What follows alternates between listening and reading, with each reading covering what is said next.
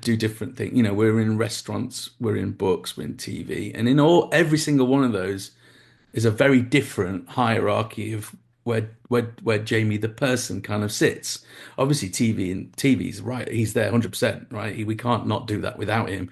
Restaurants down here, obviously, he's there in restaurant development in terms of brand development, in terms of like the ideas, in terms of menu changes. But he's not in every restaurant every day. That's physically not possible. So you're right. It's like, how does he show up and where does he show up in across all of this? And it is again another choreography that we do throughout the year of working out where he needs to appear here and be part of that and do this and do that and that.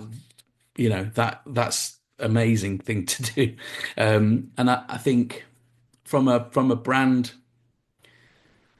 perspective, in terms of the idea that we are not just a logo and images, like you said.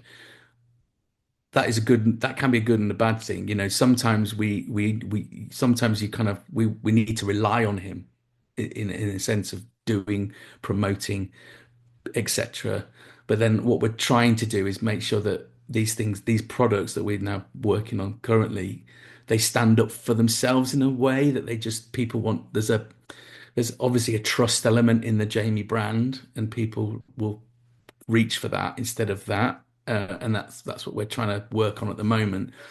It also can work against us. You know, sometimes, you can get negative press, you can get negative conversation, and that's not always that, we don't always get positive conversation because Jamie is a person.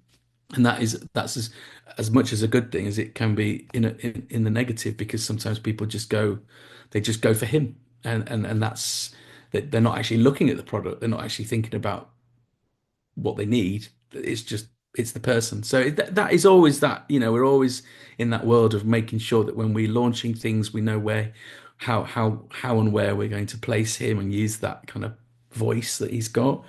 Tone of voice is a huge part of our business.